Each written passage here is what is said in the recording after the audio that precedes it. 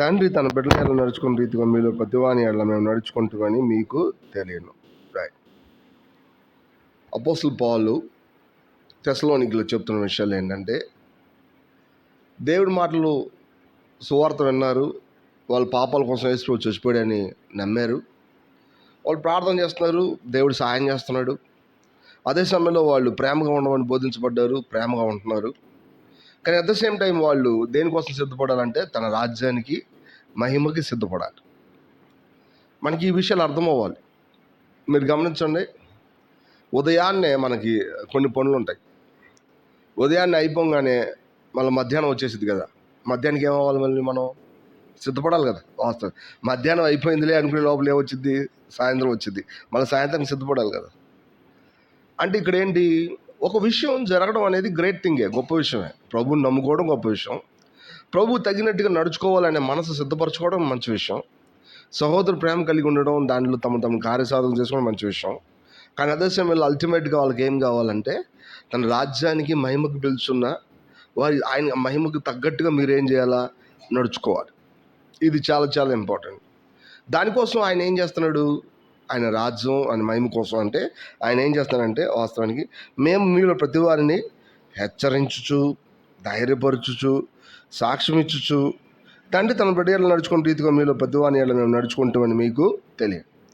ఈ 3 పరిచర్యలు జరుగుతూ ఉంటాయి. యాక్చువల్గా ఏంటవి, హెచ్చరించడం అంట. హెచ్చరించడం అంటే ఎట్లా, పెద్ద పెద్ద అరుపులు కేకలు పెట్టాలిగా, వాస్తవానికి అట్లా కాదు. మనం మన కళ్ళ ముందు ఉన్నటువంటి గోల్ని సరిగ్గా చూడలేకపోతే ఏం జరుగుతుందో తెలియచేయడం, అదే సమయంలో దానికోసం మనం పరిపూర్ణ హృదయంతో ఉండడానికి కావాల్సినటువంటి ఏర్పాటు మీరు చేసుకోండి అని చెప్పి గట్టిగా చెప్పడం ఒక మాటలో. అది లేకపోతే ఏమవుద్ది, ఖచ్చితంగా సరైన సమయానికి ఫెయిల్ అవుతాం. మనం సరైన సమయానికి ఫెయిల్ అవుతాం. ఇది సమస్య, ఇది ఒక సమస్య. కాబట్టి మనం ఏం చేయాలంటే హెచ్చరించబడాలి. ఎలాగా, దైవికమైన బోధలో, ఇంకా అన్ని విషయాల్లో కూడా మనం హెచ్చరించబడాలి. ఇంకా సహోదరుల గురించి చెప్పే పదం ఏంటంటే, సహోదర ప్రేమ అనే పదంలో హెచ్చరించడం కూడా ఉంటుంది. ఏముంటుంది, సహోదర ప్రేమ అనే విషయంలో హెచ్చరించడం కూడా. వీళ్ళు ప్రేమించారనుకుంటే ఏం చేస్తారు, తమ్ముడు అటు ఎలబాకు చెప్తారా లేదా, తమ్ముడు అటు ఎలబాకు, అటు వెళ్తే నువ్వేమవుతావు తెలుసా, గరుకురాల్లో పడతావు, నువ్వు కింద పడతావు అని చెప్పి గట్టిగా చెప్తారు. ప్రేమ లేదనుకో ఏమంటారు, ఎలానే ఏం జరిగి దానికి తెలిసిద్ది అని చెప్పి వదిలేస్తారు కదా. వాస్తవానికి అట్లా కాదు, అట్లా కాకుండా అట్లా వద్దు, దయచేసి అటు వెళ్ళబాక, అటు వెళ్తే నీకేం జరిగిందో నీకు తెలియపోవచ్చు, బట్ కానీ మేము చాలాసార్లు అటు వెళ్ళొచ్చాం. సో అందుకని అటు వెళ్ళడం అనవసరం, దానివల్ల సమయం వృధా, నీ బలం వృధా, నీకున్న విషయాలన్నీ వృధా అని చెప్పి మనం హెచ్చరించబడడం అనేది సహోదరుల మధ్యలో అది కూడా ప్రేమకు సంబంధించిన విషయమే. సో హెచ్చరించబడ్డాన్ని మనం నెగ్లెక్ట్ చేయకూడదు యాక్చువల్గా. అందుకని చెప్పి ఇక ప్రతి దాంట్లో హెచ్చరించడం తీసుకో అని చెప్పి గట్టిగా మాట్లాడేవాడు. అది ఎలా ఉంటుంది, ఈ మధ్యకాలంలో క్రైస్తవులందరూ ఇట్లా తయారయ్యారు. యాక్చువల్గా ఏంటి తెలుసా, నేను హెచ్చరిస్తా అంటారు. నువ్వెందుకు హెచ్చరించు, నువ్వు హెచ్చరించడం ఎవరికి అవసరం లేదు. ఇక్కడ నువ్వు ఎవరు హెచ్చరించాలా, దేవుడు దైవిక విషయాల్లో నుంచి మనలోంచి బయటకు రావాలి. ఆయన మనకి సీనియారిటీలో నుంచి ప్రేమపూర్వకంగా పని చేయాలి. యాక్చువల్గా మనం పరిచర్య చేయబడైతే ప్రేమతో ఆ పరిచర్య చేయాలా, ప్రతిదీ ప్రేమతోనే జరగాల. ప్రేమ లేకుండా నేను హెచ్చరిస్తానంటే అది కరెక్ట్ కాదు ఎప్పుడు కూడా. బట్ చర్చిలో హెచ్చరించడం ఉండదా, ఉంటుంది, బట్ ప్రేమతోనే ఉంటుంది. ఈ విషయం అర్థం చేసుకోవాలి.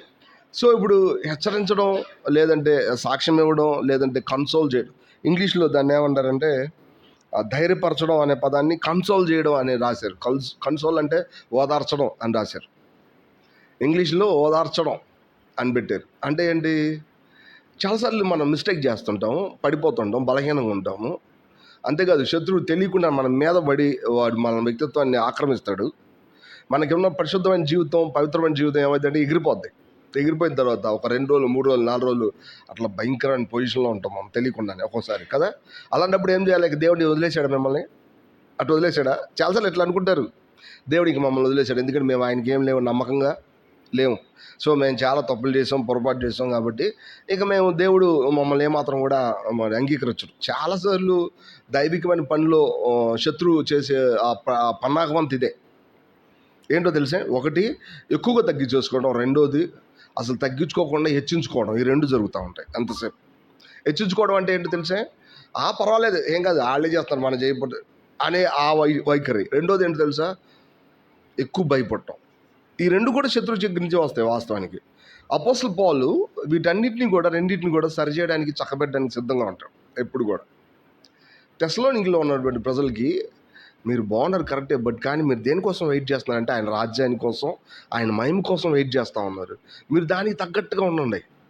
మీరు అంటే అర్థం ఏంటంటే ఆయన రాజ్యంలో ఏముంటాయి వాస్తవానికి ఒక మాటలో 1000 ఏళ్ల పరిపాలన అనేది కొంచెం పక్కన పెడితే నూతనమైన యెరూషలేము దగ్గరికి వెళ్తాం. ఎందుకంటే ఎక్స్టెండెడ్గా నిరంతరం ఉండేది అదే కాబట్టి వాస్తవానికి 1000 ఏళ్ల పరిపాలన అనేది నూతనమైన యెరూషలేముకి, నూతన యెరూషలేము పెద్ద కట్టడం అనుకోండి, 1000 ఏళ్ళ పరిపాలన గుడారం లాంటిది అంతే దాని అర్థం. దావీదు గుడారాన్ని తిరిగిపోయిన మళ్ళా కడతాను నేను అని రాసి ఉంటుంది కదా బైబిల్లో. అది ప్రాఫెసీ. యెషయా గ్రంథంలో పడిపోయిన దావీదు గుడారాన్ని నేను మరలా కడతాను అంటే అది 1000 ఏళ్ళ పరిపాలన, అది గుడారం. తర్వాత 1000 ఏళ్ళ తర్వాత ఏమవుతుంది, అది తీసేస్తారు యాక్చువల్గా. కానీ యాక్చువల్గా ఆడి తర్వాత నూతన యెరూషలేము ఉంటుంది, అక్కడే వచ్చింది అది, కాకపోతే గుడారం కాదు అది, అది పరిపూర్ణమైనటువంటి పర్ఫెక్ట్ బిల్డింగ్ అది యాక్చువల్. సో ఇప్పుడు మనం అక్కడికి వెళ్దాం. అక్కడికి వెళ్తే అక్కడ ఏముంటుంది వాస్తవానికి నూతనమైన యెరూషలేములో మనుషులుగా ఉన్న మనుషులుగా ఉండరు. ఎట్లుంటారు తెలిసే, దేవదూతల్లాగా ఉంటారు. ఇప్పుడు మనం ఏం చేయాలి, ఇక్కడ ఆయన రాజ్యానికి తగినట్టుగా నడుచుకోవాలంటే మనం కూడా దేవదూతలాగా నడుచుకోవాలి. వాస్తవానికి మనం దేవదూతలకు కాదు కదా, ఎట్లా నడుచుకుంటాం? దేవదూతలు ఎలాగైతే దేవుడి యొక్క మహిమను చూసి అరమరికి లేకుండా దేవుడికి సంబంధించిన విషయాలతోనే కలిగి ఉంటారో అట్లానే వీళ్ళు కూడా ఉండగలరు. చాలామంది పెద్దవాళ్ళు దీన్ని చూపిస్తారు యాక్చువల్గా. ఎట్లా అంటే భౌతికమైన ఎమోషన్స్, భౌతికమైన రెస్పాన్సిబిలిటీస్ ఇవన్నీ కూడా దైవికమైనటువంటి ప్రణాళికలో వాటిని పక్కన పెట్టేస్తారు. ఇట్లా పక్కన పెట్టడం అంటే విడిచిపెట్టడం కాదు, అక్కడ అర్థం విడిచిపెట్టడం కాదు. వాటిని చక్కగా వాటి ప్లేస్ వాడికి ఇచ్చేస్తా. మొదటి ప్లేస్ ఎవరికి ఇచ్చేస్తారంటే దేవుడి ప్రణాళిక ఇచ్చేస్తారు. దేవుడి ప్రణాళిక ఇచ్చేసినప్పుడు అప్పుడు ఏమవుతుందో తెలిసే, మన న్యాచురల్ లైఫ్ అనేది అది ఊడిపోద్ది. ఇలా మన న్యాచురల్ అంటే సహజమైనటువంటి మన జీవితం ఏమవుతుందంటే కిందకి రాలిపోద్ది. ఎవరుంటారు మన లోపల అంటే మన అంతరంగ పురుషుల్లో ఉన్నటువంటి దైవత్వమే బయటకు వచ్చింది. ఇట్లా మీరు చూడండి, బయట ఉన్నటువంటి ఈ రూపం, ఇందులో ఉన్న విషయాలు, సహజమైన విషయాలన్నీ పోకపోతే లోపల ఉన్న దైవికమైన విషయాలు బయటికి రావు. ఇది దేవుడు ప్రజలు, అదే పౌలు అంటాడు, లోపల ఉన్న దేవుడి యొక్క ఆత్మ మనల్ని ఆక్రమించాలని మనం చూస్తున్నాం. యాక్చువల్గా ఆయన మనల్ని మింగేయాలని చూస్తున్నాం, ఆయన మనల్ని పూర్తిగా స్వతంత్రించుకోవాలని చూస్తున్నాం. దానికి తగ్గట్టుగానే మన స్వయాన్ని ఏం చేస్తున్నాం, చంపుతున్నాం మెల్లగా. వాస్తవానికి మీరు దానికి సిద్ధపడండి, అది దాని అర్థం.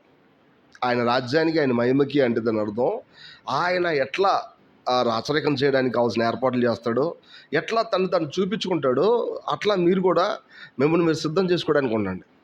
మన మోటివ్ అలా ఉండాలి.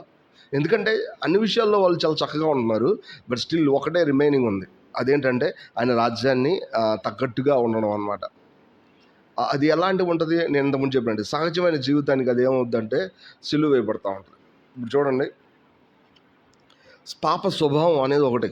పాప స్వభావం అదేం చేసిద్ది, ఎంతసేపు మనం గుర్తుపట్టాలి. పాప స్వభావం ఏం చేసిద్ది, పాపం చేయడానికి మనల్ని ఎప్పుడు కూడా ప్రేరేపించింది. అసలు పాపం అంటే ఏంటి, సింపుల్గా చెప్పాలంటే మనకి చాలా పర్యాయ పదాలు ఉన్నాయి. ఏంటి ఈ పాపం అంటే? పాపం అంటే ఆజ్ఞ అతిక్రమించడం. ఆజ్ఞ ఎక్కడ తెలిసిద్ది మనకి అంటే దాన్ని అలా ఇంటర్ప్రిట్ చేయాలంటే అక్కడికి వెళ్ళాల్సిందే. మళ్ళీ ఆజ్ఞ అతిక్రమం, ఆజ్ఞ అని ఎక్కడ తెలిసిద్ది మనకి వాక్యం నుంచి వచ్చింది, ధర్మశాస్త్రం నుంచి వచ్చింది. అదే లేదు, ధర్మశాస్త్రం అంటే ఎక్కడి నుంచి మన అంతరంగ జ్ఞానంలో నుంచే వచ్చింది ఒక మాటలో. అంటే ఈ కన్ఫ్యూజన్ పోకూడదు, మళ్ళీ పోవాలా మళ్ళీ. అంటే ఆజ్ఞాతిక్రమం అని చెప్పి దాన్ని ఊరికనే వదిలేయకూడదు. ఆజ్ఞాతిక్రమం అనేది అసలు ఆజ్ఞ ఎక్కడి నుంచి వచ్చింది, మన లోపల నుంచే వచ్చింది. ఎందుకంటే ఓల్డ్ టెస్ట్మెంట్లో అది రిటర్న్ పూర్వకంగా ఉంది, బట్ న్యూ టెస్ట్మెంట్లో అది ఎక్కడ ఉంది, మన హృదయంలో ఉంది. యాక్చువల్గా అవి ఏం మారలా, ఇంకా షార్ప్ అయినాయి. ఇంకో మాట చెప్పాలంటే కదా, ప్రభు అనలేదా, ఎవరైనా తన సహోదరుని నిర్నిమిత్తము ద్రోహి అంటే చాలు ఏమైనట్టు. ఆ ఓల్డ్ టెస్ట్మెంట్లో ఉంది, నీ సహోదరుని నువ్వు చంపకూడదు. ఒక మాటలో నీ సహోదరుని మీద నువ్వు చంపకూడదు, అబద్ధ సాక్ష్యం పలకూడదని. అంటే చంపకూడదనే పదాన్ని, నరహత్య చేయకూడదనే పదానికి ఆయన చెప్పిన మాట ఇది వాస్తవానికి. అంటే ఏమైంది, ఓల్డ్ టెస్ట్మెంట్లో చెప్పిన ఆజ్ఞ కంటే ఇక్కడ పెద్దదైపోయింది ఇది వాస్తవానికి. సో ఇప్పుడు అది ఎక్కడ ఉంది, మన ఆత్మలో ఉంది. ఇది మనకు తెలిసినప్పుడల్లా, దాన్ని చేయడానికి మనం ముందుకు వెళ్తున్నప్పుడల్లా మనలో ఉన్న పాప స్వభావం ఏం చేసిద్ది అంటే అది చేయకుండా అడ్డం పడుతూ ఉంటుంది. అదే సమయంలో మన సొంతానికి బతికేలా చేసిద్ది అది. ఇది చాలామంది కనిపెట్టాం. మనం దేవుడు చేయాలనుకున్న మంచి మనం చేయకపోవడం తప్పు అని మనం అనుకుంటాం. కానీ వాస్తవానికి దేవుడు చెప్పిన మంచి అనేది పక్కన పెడితే మన జీవితం కూడా ఎవరిలోనే జీవించాలి, ఆయనలో జీవించాలి. ఇది బైబిల్ యొక్క బోధ.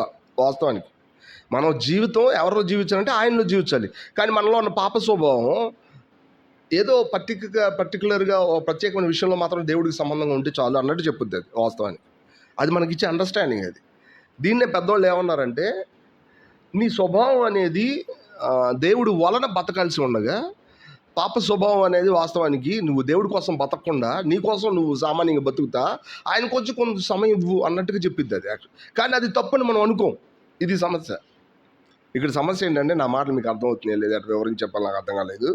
విషయం ఏంటంటే, సపోజ్ ఇప్పుడు నేను గాలి పీలుస్తున్నా.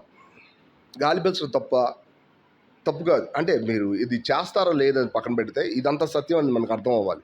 రెగ్యులర్గా దేవుడు మనతో ఇలా చేపిస్తాడు, అది వేరే సంగతి. తర్వాత నేను ఈ గాలి పీల్చడం దేనికోసం అంటే ఆయన కోసం అనే గ్రహింపు నాకుంది. కాబట్టి వాస్తవానికి ఆయనతోనే నేను ఈ పని చేయాలన్నట్టుగా నన్ను నేనేం చేయాలి, ప్రభువుకి కమిట్ చేసుకోవాలి. ఏం కమిట్ చేసుకోవాలంటే, ప్రభువా నేను నిద్రపోయినా నేను నిద్రపోతాను, నేను ఫ్యామిలీలో ఉన్నా నేను నీతోనే ఉంటాను, ఒక మాటలో నాకున్న ఏ విషయమైనా సరే నీతోనే ఉంటుంది. నీతోనే ఉంటుంది అనే పదానికి అర్థం ఏంటంటే, ఇట్ జస్ట్ కమిట్మెంట్ మాత్రమే కాదు, డైరెక్ట్గా ఆయన అనుభవించారు. ఎట్లా? ప్రతిదీ కూడా ఆయన వలన కలిగిన దానికోసం ఎదురు చూడటం. అలా ఎదురు చూడటం వల్ల ఏమవుద్దో తెలిసే, మనకున్నటువంటి న్యాచురల్ మంచితనం అంతా, సహజమైనటువంటి విషయాలన్నీ కూడా రాలిపోతాయి. ఒక దెబ్బకి అతను ఎలా అయిపోతాడంటే దేవుడు అయిపోతాడు. ఎట్లా? యేసు ప్రభు ఎట్లాగ ఈ భూమి మీద జీవించాడో ఆయన అంటే, నా అంతటా నేను ఏమీ చేయలేదు, నేను దేవుడు ఏం చెప్పాడో నేను అదే చేస్తాను. అంత పర్ఫెక్ట్గా ఎట్లా? ఇప్పుడు చాలాసార్లు నేను కూడా ఇట్లా మాట్లాడేటప్పుడు నాకు డౌట్ వచ్చేది. వాస్తవానికి నేను మాట్లాడిందే దేవుడు నాకు చెప్పాడు అని చెప్పినప్పుడు, ఎలా చెప్పాడు ముందు ఇది ఆలోచించాలి కదా. ఎలా చెప్పాడు దేవుడు? మనం కూడా అంటే దేవుడు నాకు చెప్పాడండి, అది ఎలా చెప్పాడు? అది చాలా ఇంపార్టెంట్. మన ఆత్మలో, మన అంతరంగ జ్ఞానంలో, మన మనస్సాక్షిలోంచి ఆ గ్రహింపు వచ్చింది, కరెక్టే. కానీ అది సర్వసామాన్యంగా ఇప్పుడున్న దానికంటే కూడా సర్వసామాన్యంగా వచ్చింది. అది ఎట్లా? మనం ఆయనతో ఐక్యపరచబడే కొద్దీ దాని యొక్క సున్నితం అనేది పెరిగి పెద్దదైపోతా, మన ప్రభు ఏం మాట్లాడినా, ఎవరు మాట్లాడినట్టు? దేవుడు మాట్లాడినట్టే. మీరు చూడండి, ఆయన సామాన్యంగా ఏది మాట్లాడినా దేవుడు మాట్లాడినట్టే. అది ఎలా? అందుకని చెప్పి దాన్ని అనుసరిస్తా దైవజనుడు ఏది మాట్లాడినా దేవుడు మాట్లాడినట్టేనా? ఇది తప్పు. మళ్ళా ఇది కూడా గుర్తుపెట్టుకోవాలి. మనలో ప్రభుతో కలిసి ఉన్నటువంటి ఆ విషయం ఎంతవరకు ఉందో అంతవరకు దాని రియాలిటీ ఉంటుంది. మనం ఎప్పుడు కూడా గుడ్డిగా తీసుకోవడానికి లేదు. ఇక్కడ ఆత్మ సంబంధం వలయంలో ఆ పార్టీషన్స్ చాలా చక్కగా ఉన్నాయి, ఆ కొలతలు కరెక్ట్గానే ఉన్నాయి, ఆ యొక్క రూమ్లు కూడా కరెక్ట్గానే ఉన్నాయి. అది అర్థం చేసుకోలేకపోతే మనం ఏమవుతాం తెలుసా, గుడ్డిగా ఫాలో అవుతాం. గుడ్డిగా ఫాలో అవడానికి లేదు. అపోస్తలుడు పౌలు ఏం చెప్తున్నాడంటే, ఆయన రాజ్యంలో మీరు మనుషుల్లాగా ఉండరు. ఎట్లుంటారు తెలుసా? ఆయనలాగా ఉంటారు. కాబట్టి మీరు దేన్ని ప్రాక్టీస్ చేయాలంటే దాన్ని ప్రాక్టీస్ చేయండి. అది ఒక మాటలో. ఆయన మహిమ అంటే దాని అర్థం, మీరు ఆయన ఎట్లుంటారో దాన్ని ఇమిటేట్ చేయబాకండి, ఆయన్నే ఏం చేస్తారు, జీవించేయండి. అది దాని అర్థం ఒక మాటలో.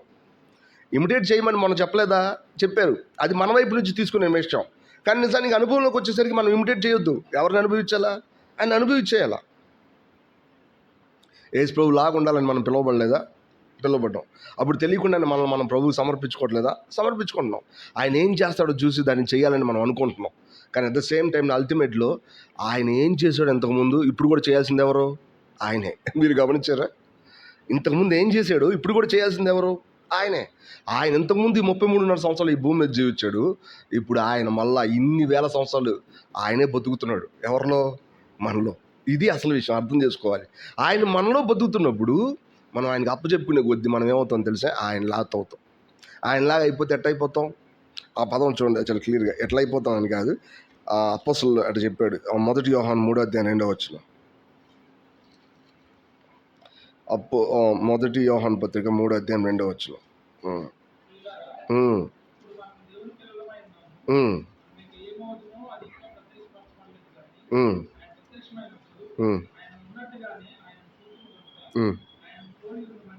చూసారా ఎంత చక్కటి మాట రాశాడు ఆయన, ఎంత ధైర్యంతో రాసి ఉంటాడు ఆయన.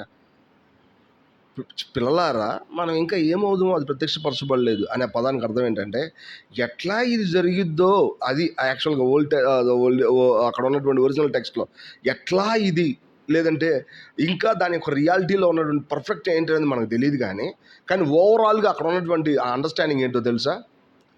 మనం ఆయన్ని ఉన్నపాటును చూస్తాం కాబట్టి, ఉన్నపాటును ఆయన చూడంగానే మనం ఎట్లా ఉంటుందో తెలుసా? ఆయన్ని పోలి ఉంటాం. ఇది అక్కడ ఉన్న విషయం. అపోస్తలుడు ఇదే చెప్తున్నాడు. సహోదరులారా, మీరు ఆయన రాజ్యానికి, ఆయన మహిమకు తగ్గట్టుగా ఉండడానికి మిమ్మల్ని మీరు నడుచుకోవడానికి ప్రయత్నం చేయండి. తద్వారా మీరు ఏమవుతారంటే ఆయనలాగా అవుతారు. ఇది మన జీవితంలో ఉన్న అల్టిమేట్ గోల్. దానికోసం మనం పోరాడాలి. క్రైస్తవ జీవితంలో ఉన్న మర్మం ఏంటో తెలిసే, ఏ సత్యం అయితే అతనికి తెలియబడదో దానికోసం అతను పోట్లాడు వదిలేస్తాడు. అంతే కదా. మనకి ఏదైతే తెలపబడదో దాని గురించి మనం పోట్లాడం వదిలేస్తాం ఈజీగా. కానీ దేవుడు రేపు పొద్దున వచ్చి ఆ సత్యం అంతా నేను నీకు ఇవ్వలేదా అని అడుగుతాడు. యాక్చువల్గా ఆ సత్యం అంతా నేను నీకు చెప్పలేదా అని అడుగుతాడు ఆయన. అలా అడిగినప్పుడు మనం నాకు తెలపబడలేదండి, తెలపబడలేదు అనే పదం కాదు యాక్చువల్గా. ఆయన ఆశగల ప్రతి ప్రాణాన్ని ఏం చేశాడు? తృప్తిపరుస్తూనే ఉన్నాడు. ఆయన వెతికిన ప్రతి వారికి ఆయన ప్రత్యక్షం అవుతానే ఉన్నాడు. ఎటువంటి సందేహం. నువ్వు ప్రత్యక్షం అవ్వలేదంటే దాని అర్థం ఏంటి తెలుసు? మనం ఆయన్ని వెతకట్లేదు. ఇదే అసలు విషయం. ఆ వచనం ఎప్పుడు మనం తాకిద్ది. అదేంటో చూడండి ఒకసారి. 2 కొరింథియన్స్ 5వ అధ్యాయం, 2 కొరింథీ 5వ అధ్యాయం 10వ వచనం. 2 కొరింథీ 5వ అధ్యాయం 10వ వచనం.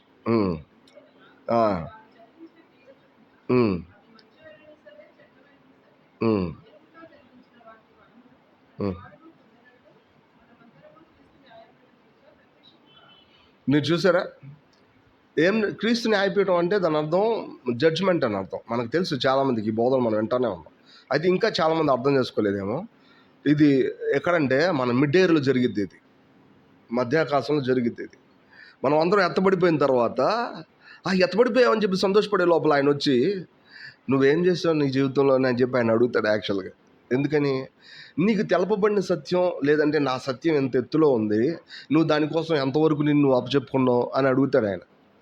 ఎంతవరకు అప్పచెప్పుకున్నావో అంతవరకు మాత్రమే. ఒకవేళ ఆయన తూకానికి మనం సరిపోలేదు అనుకుని వెంటనే మళ్ళీ ఏం చేస్తుంది తెలుసా? వాస్తవానికి వెలుపడి చీకట్లో పడేస్తాడు యాక్చువల్గా.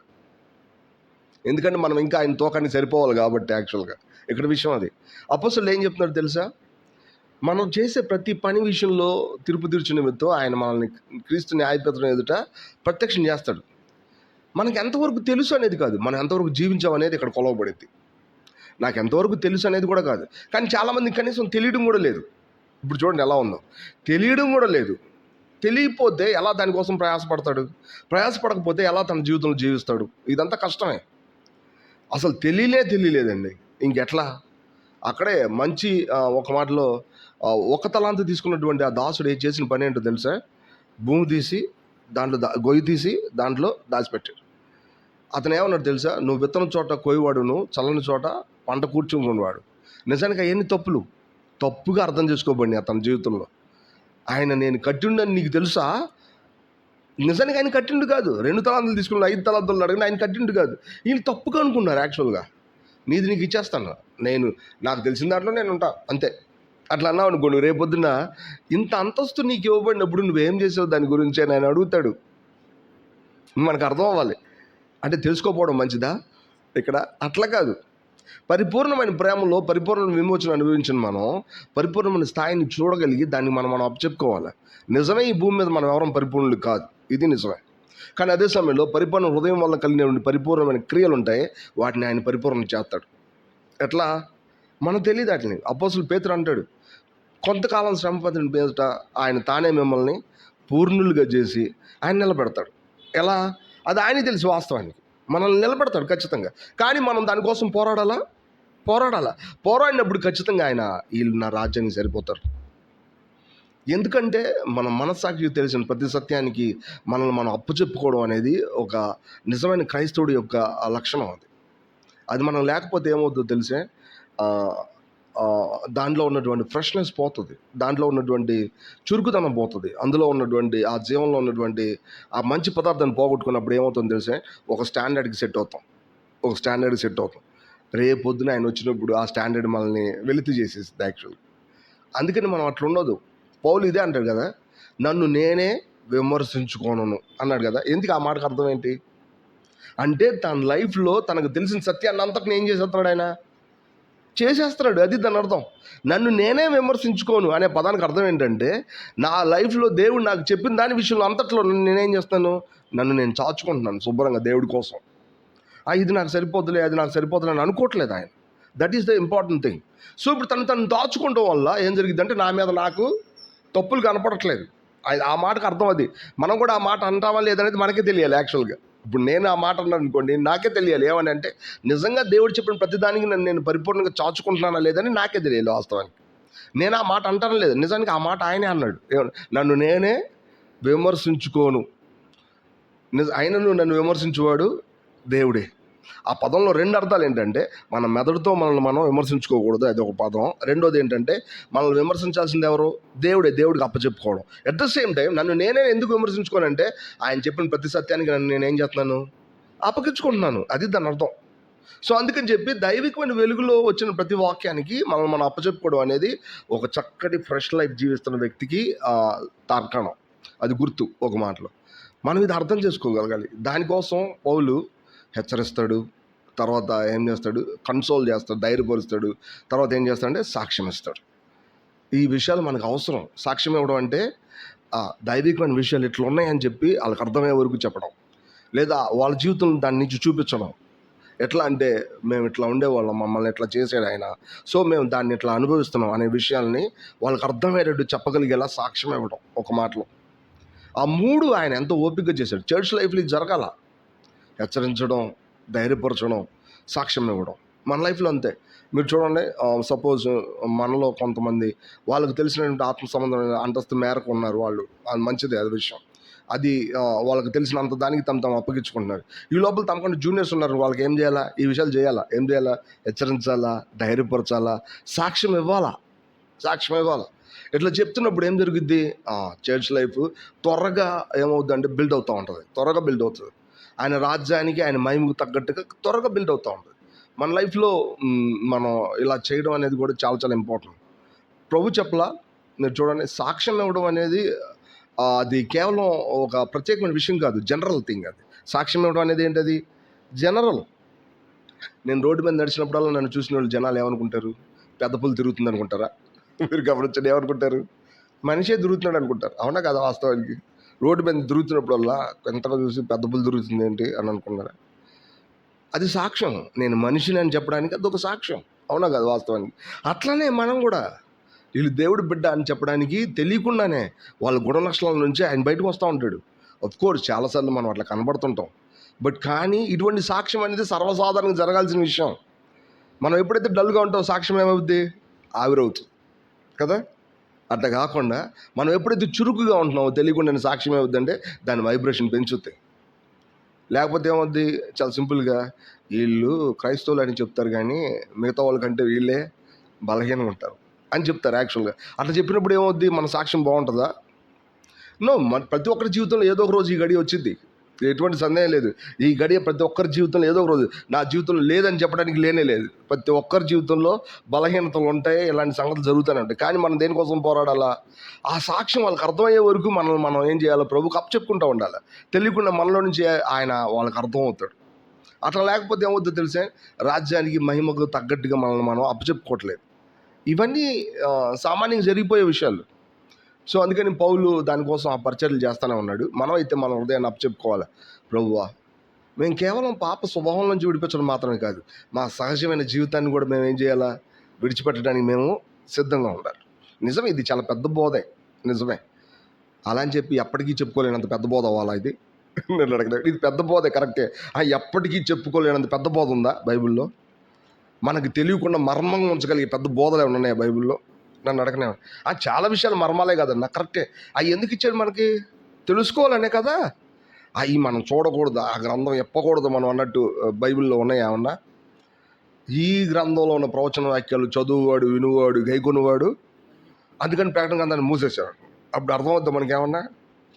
అంటే జనాలు చాలామంది తింటున్నారు, ప్రకటన గ్రంథం జోలు వెళ్ళబాకండి, అది సంగతి మనకు తెలియదు. వాస్తవానికి మనం అర్థం చేసుకోగలగాల, దాన్ని ఎరగగలగాల, దాన్ని అనుభవించేయగలగాల. అప్పుడే మనం ప్రభు దగ్గరికి వచ్చినప్పుడు పరిపూర్ణంగా కనబడతాం. మనం ఎట్లా అంటే ఇంట్రెస్ట్గా ఎదురు చూస్తాం ఆయన్ని. సో మన లైఫ్లో తెలియకుండానే మన న్యాచురల్ లైఫ్ను వదిలిపెట్టుకోకుండా దాని మీద ఆశపడుతున్నామేమో ఒకసారి చూసుకోవాలి. న్యాచురల్ లైఫ్ అంటే నా మాటలు మీకు అర్థమైనవి లేదు. న్యాచురల్ లైఫ్ అంటే ఆయన మనల్ని దేవదూతలను పిలిచాడనుకో, మనం కూడా ఎట్లా ఆలోచించాలా? దేవదూతలనే పిలవాలి, ఆలోచించాలా. దేవదూతలు ఎట్టుంటారు?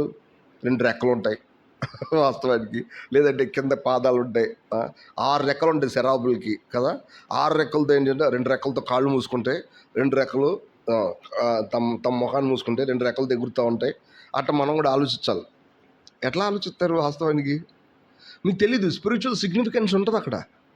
వాటి రెక్కలు అవన్నీ కూడా ఆత్మ సంబంధమైన విషయాలే. మనం జాగ్రత్తగా ఆలోచిస్తే మనం స్వయానికి చచ్చిపోతున్న ప్రతిసారి ఆత్మ సంబంధమైనటువంటి ఆ ఇమేజ్ మనలో దిగుతూ ఉంటుంది, ఆయన స్వరూపం మనలో దిగుతూ ఉంటుంది. చాలా పెద్ద విషయమే, బట్ కానీ చాలా మనం అర్థం చేసుకోవాల్సిన విషయం. ఇది పౌలు అక్కడ చెప్తుంది, మీరు ఆయన రాజ్యానికి, ఆయన యొక్క మహిమకు తగ్గట్టుగా ఉండండి. ఆయన రాజ్యం ఆయన గోల్ అనమాట. ఈ భూమి మీద ఆయన దేన్ని స్థాపించాలనుకున్నాడు? ఆయన రాజ్యాన్ని స్థాపించాలనుకున్నాడు. దానికి మనం ప్రతినిధులు. ఆయన రాజ్యం అంతే, తెలియకుండా శత్రువు ఉంటాడు ఆడ. వాడు ఏం చేస్తాడు? ఊరుకుంటాడా? ఒక సేవకుడు మీటింగ్ పెడితేనే ఆడు పని చేస్తాడు. వస్తాడు. మీరు గమనించండి, ఏదో రకంగా సైడ్ నుంచి పని చేసి మన మీద బ్యాడ్ నేమ్ తీసుకురావాలని ప్రయత్నం జరుగుతున్నాయి. వాస్తవానికి నేను గమనించాను, మీరు గమనించండి. అంటే వాటిని గమనించి వాటి మీద మనం ఏదో ఇది చేయాలని కాదు ఇక్కడ విషయం, బట్ జరుగుతాయి. అది జరగడం మాత్రమే ఇంపార్టెంట్. ఎందుకో తెలుసా? We are fighting. దేనికోసం? సరైన దానికోసం ఫైట్ చేస్తున్నాం అని చెప్పడానికి అది నిజం. మీకు తెలుసో లేదో, ఎప్పుడు కూడా ఇది గుర్తుపెట్టుకోవాలి, చివరి రోజుల్లో క్రిస్టియానిటీని గెలవడానికి వేరే వేరే మతాలు వస్తాయి అనుకోబాకండి. క్రిస్టియానిటీని గెలవడానికి పాపపు క్రిస్టియానిటీ అసలైన క్రిస్టియానిటీ మీద యుద్ధానికి వచ్చింది ఎప్పుడు కూడా. ఇదే అసలు విషయం. నామకార్థపు క్రిస్టియానిటీ ఆత్మ సంబంధమైన క్రిస్టియానిటీ మీద పోట్లాడిద్ది. ఈ రోజుకి జరుగుద్ది అది. కాబట్టి గుర్తుపెట్టుకోవాల్సింది, ఎదురింపులు ఎక్కడి నుంచి మొదలవుతాయి అంటే మనోళ్ళు అనుకునే దగ్గర నుంచే మొదలవుతాయి. యాక్చువల్గా వాటన్నిటిని ఎరిగిన వారు మనం ఏం చేయాలంటే మనం పూర్తిగా అప్పచెప్పుకొని ఆత్మ సంబంధం దారిని ఏమాత్రం విడిచిపెట్టకుండా ఉండాలి. చాలాసార్లు ఈ మార్గం అర్థం కాకపోవడం అనేది ఒక మర్మం. ఎవరికైతే అర్థమైందో కొన్నిసార్లు బలహీన పడతారు అనేది కూడా నిజం ఉంది. ఆ పెద్ద దైవజనుడు ఇలా చెప్తా ఉన్నాడు, ఏంటో తెలుసా? మనం కనుక మన సమర్పణని కొంచెం తక్కువ చేసామంటే ఆత్మ సంబంధం బోర కొట్టేసిద్ది అంట. మనకి బోర కొట్టేసిద్ది అది. ఏంటో తెలిసే? మన సమర్పణని కొంచెం తక్కువ చేసామంటే స్పిరిచువల్ దారి ఏమైందో తెలిసే? ఎక్కలేనంత ఎత్తు అయిపోయి, మోయలేని బరువు అయిపోయి, ఏంటి తికమక? ఈ తికమక ఏంటి? ఇప్పుడే బాగుందంటారు, ఇప్పుడు బాగోలేదు అంటారు. వెంటనే ఇక్కడ బాగుందంటారు, ఇప్పుడే బాగోలేదంటారు. ఇక్కడే ఒడ్డుకు నడిచామంటే వెంటనే గుంటలో పడతానికి గుంట రెడీగా ఉంటుంది. మన సమర్పణ కొంచెం తక్కువైంది. సమర్పణ అంటే అర్థం ఏంటి? ప్రభువా, నువ్వు నన్ను ఎంతైనా ప్రేమించో, నీ ప్రేమకు తగ్గట్టుగా నేనేం చేస్తాను? నిన్ను ప్రేమిస్తాను అనే ఆ ప్రేమలో ఉన్నటువంటి ఆ అఫెక్షన్ తగ్గిపోకుండా ఉంటే గుంట గురించి ఆలోచిస్తాం, తిరిగి లేకడం అనే దాని గురించి కూడా ఆలోచిస్తాం మనం. లేకపోతే ఏమవుద్దో తెలిసే? ఇంత కష్టమే ఉంది. ఎందుకంటే చాలా సింపుల్గా ఆత్మ సంబంధం జీవితం నుంచి బయటకు వచ్చేసి బతకగలము. దానికి కావాల్సిన ఏర్పాటు ఉంది. ఏదైనా తోటలోంచి బయటకు వచ్చేసి మనం బతకలేదా? అట్లాగే ఆత్మ సంబంధం దోవలోంచి బయటకు వచ్చేసి మన సొంతానికి బతికేయగలం. కానీ దేవుడు మన జీవితంలో మనకి ఇచ్చింది ఏంటన్నది అర్థం చేసుకోగలిగితే సారికి నాకు అదే కావాలి అని చెప్పి మనం తిరుగుతూ ఉంటాం. దేవుడు ఒకరోజు మనకున్నటువంటి ఆశ, మనం చేసిన ప్రయత్నాన్ని చూసి ఇతను పర్ఫెక్ట్ అంటాడు. అంత ఒక దెబ్బకి మనకు తెలుసు నేను పర్ఫెక్ట్ కాదని, బట్ ఆయన ఎవరు తెలుసా? ఇతను పర్ఫెక్ట్ అని వేస్తాడు. ఎందుకని? ఆయన మన దగ్గర నుంచి ఎక్స్పెక్ట్ చేసేది అదే. ఆయనలాగా సిలువు మోసి చేసేమని ఆయన అడగట్లేదు. కానీ ఆయన లాంటిది మనం చేస్తున్నాం అనుకోండి, వెంటనే ఆయన ఏంటో తెలుసా? ఇతను పర్ఫెక్టే. అసలు ఆ మాటలు ఆయన ఎలా చెప్తాడు అనేది నేను ఆలోచించినప్పుడు నాకు బైబిల్ మొత్తంలో ఆ పదం నాకు అర్థమైనప్పుడు ఎంత ధైర్యం వచ్చేసిందంటే వాస్తవానికి. ఎందుకంటే ఎప్పుడు నన్ను నేనే చూసుకుంటా ఉంటా, పడిపోతాను కనపడుతుంటాయి కదా. అంటే పడిపోవడం అంటే ఈ నిమిషంలో మనం ఇది చేయాలి, బట్ అది చేయలే, ఏదేదో గడిపేసాం ఈ సమయాన్ని, లేదా బ్రదర్స్తో వీళ్ళతో గడిపేసాం, అయిపోయింది అది. ప్రభువా, సమయం వృధా అయిపోయింది, ఈ బాధ ఎక్కువైపోయింది. ఆయన ఏమన్నా తెలుసే? నువ్వు చెయ్యాలనుకుంటే చేయడం కాదు, పొందగోరు వాని వలన ఈగోరు వాని వలన ఏమీ జరగదు, కరుణించు దేవుడి వల్లే అయిపోతుంది. కాబట్టి నువ్వు ఆయనకి సమర్పించుకో. అంతేగాని నువ్వు బాధపడి వెనక్కి తిరగబాగా. యాక్చువల్గా నువ్వు ఆయన సమర్పించుకో, మళ్ళా సమర్పించుకో. ఆయన నిన్నేం చేస్తాడు? పరిపూర్ణుని చేసేస్తాడు. ఎంత చక్కటి మాట ఆ మాట! పరిపూర్ణుని చేసేస్తాడు. మనలో ఎవరైనా ఇంకొకళ్ళు వచ్చి పరిపూర్ణులు అని పిలిచారనుకుని ఎట్టుంటుంది? అంటే అన్నారు కానీ ఇంకొకసారి అనుభవకండి, ఎందుకంటే మేము అంత పరిపూర్ణం కాదు వాస్తవానికి. కానీ దేవుడు అన్నాడు ఆ మాట, మన కళ్ళమ్మ నీళ్ళు వస్తాయి. ఎందుకో తెలుసా? మనం పరిపూర్ణులు కాదు, బట్ ఆయన మనల్ని ఏం చేస్తాడు? పరిపూర్ణులు చేస్తాడు. అది పౌలు చెప్తున్నాడు, తన రాజ్యానికి, తన మహిమకు తగ్గట్టుగా మీరు నడుచుకోండి. న్యాచురల్ లైఫ్ని చూసి, సహజమైన ఆ జీవితాలను చూసి ఆశపడిపోబాకండి. సహజమైన జీవితాలు ఏంటో తెలిసే? సహజమైనటువంటి వలయాల్లో ఉన్నటువంటి మంచి విషయాలను ఆశపడుతూ ఉంటాయి. అట్లా కాదు, మీరు నేరుగా పరలోకాన్ని ఆశపడిపోండి, ఆయన రాజ్యాన్ని, ఆయన మహిమను ఆశపడిపోండి. అట్లా అన్నప్పుడు మీ విశ్వాసం ఎక్కడికి వెళ్ళిద్దంటే అక్కడికి వెళ్ళిపోతుంది.